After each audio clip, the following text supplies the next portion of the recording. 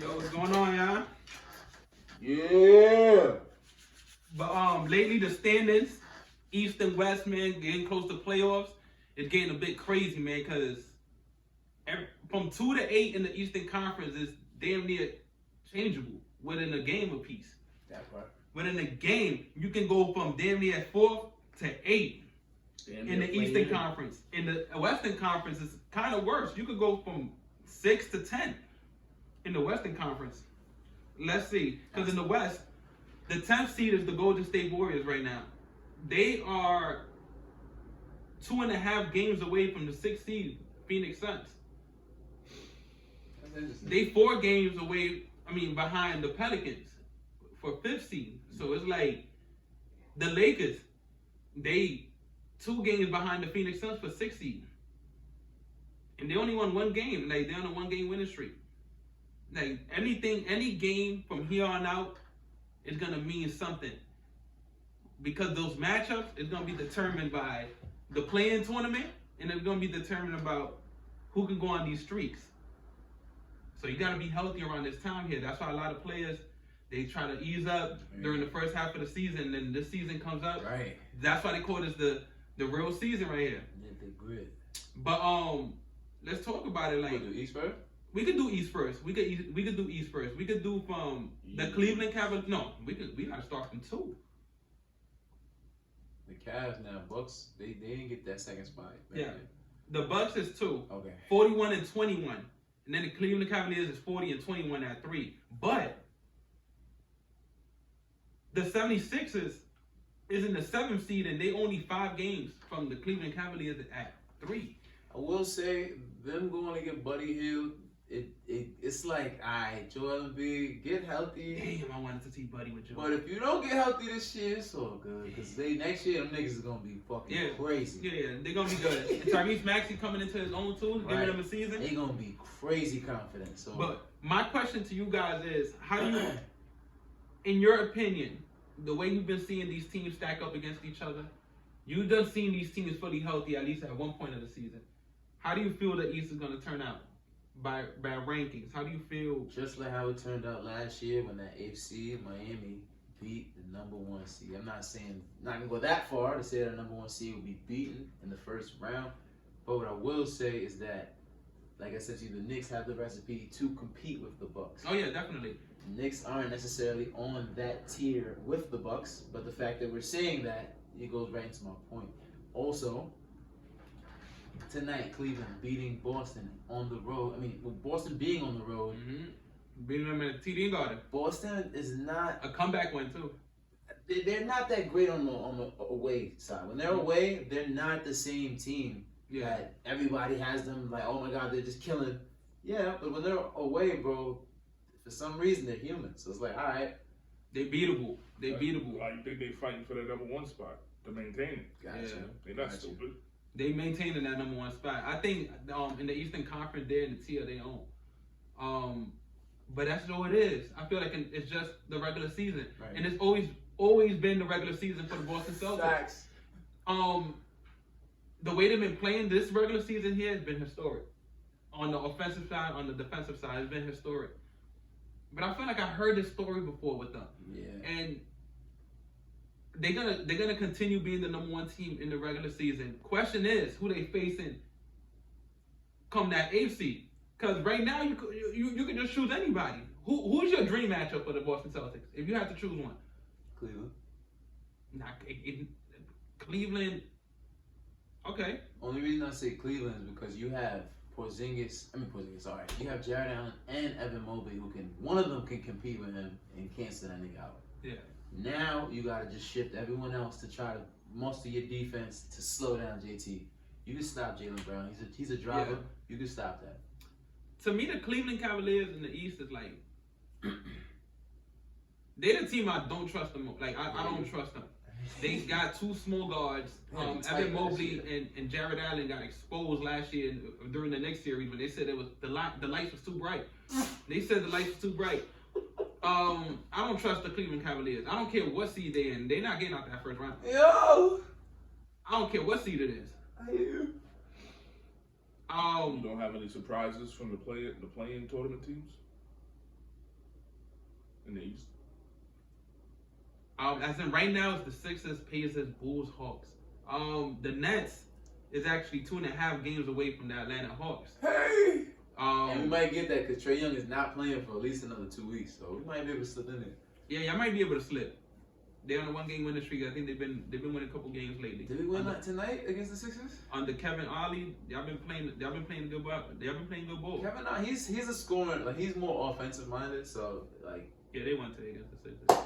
yeah, I'll take it. But he's more offensive minded. Jacques is more like defense first, and then I'll be with these buckets. Mm-hmm. Kevin Ollie's not. He's the exact opposite. I can't even put like my. I haven't seen a lot of Brooklyn Nets games since Kevin Ollie took over. Mm-hmm. So I'll take your word for it. They've been winning a couple games. I think Mikal Bridges' problem was that Jack Vaughn wasn't running enough plays for him. Like when Ben Simmons would come back, he would want him to be like the majority creating the offense. Mm-hmm. But that was Mikal Bridges' problem with Jack Vaughn. So I guess Kevin Ollie came in and now he switched up to Mikal Bridges. You be the one for real. It seems a little more like free flowing within the offense too. Yeah. My dream matchup for the Celtics would be us. I want the Celtics for number one, but I want New York. I want New York. If we could find a way for New York to be 4 or 5 with us, bro. we'll come back in the Garden. We're going into Gotham City.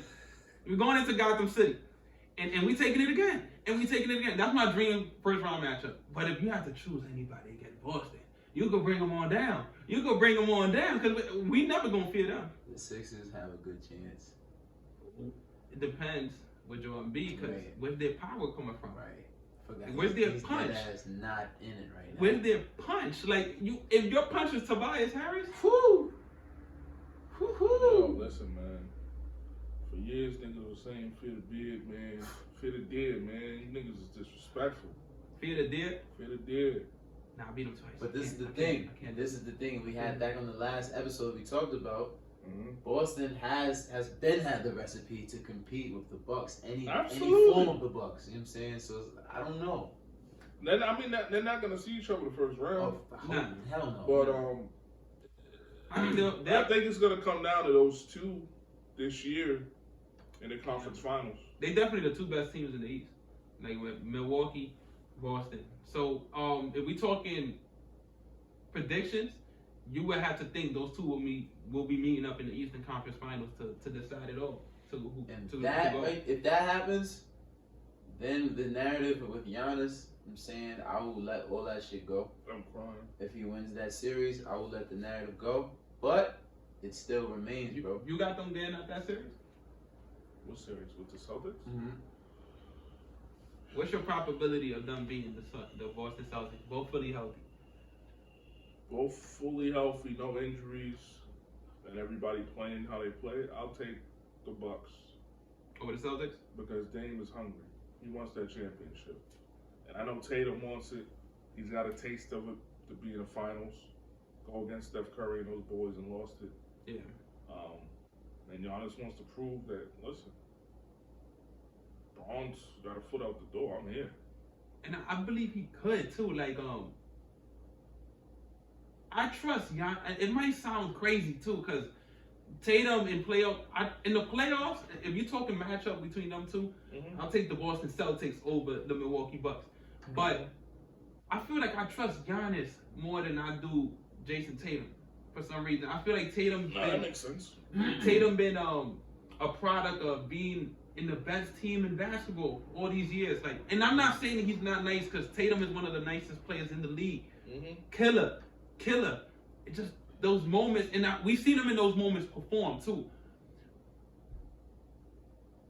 But I feel like it's more of a product of Boston Celtics being a juggernaut, being better at talent than every other team in the Eastern Conference. Giannis is more of a. I agree. He might get you out the mud. He might get you up out of there. I agree. And that is something that I would love. With this, maybe not this episode, but we're gonna dive into. Is Jason Tatum a system player, bro? Because that's what it's seeming like. Nah. He's not a system player, because I feel like in any other team he'll average 26, he'll average 27. He'll still be that.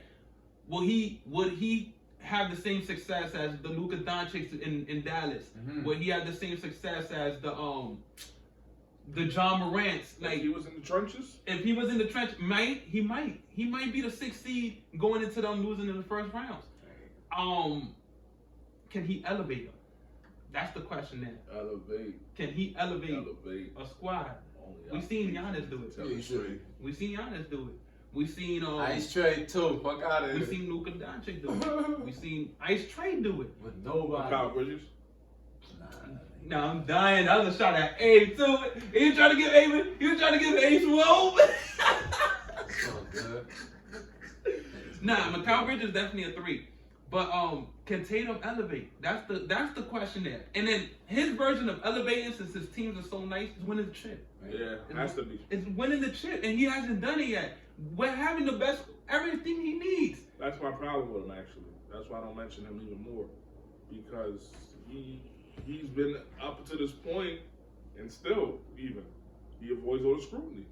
And We don't hold him accountable. And it's crazy because he's not one of those guys that's losing in whack teams. No. You know what I'm saying? Like, Because listen, let's be realistic. If we took Jason Tatum off that team and we had put Paul Pierce, and Paul Pierce didn't get it done, we really calling him the truth? and mind you, Paul Pierce didn't even have those expectations because none of his Boston squads was as good as Tatum. The best record Paul Pierce had without them niggas was 41-41. Let's be honest.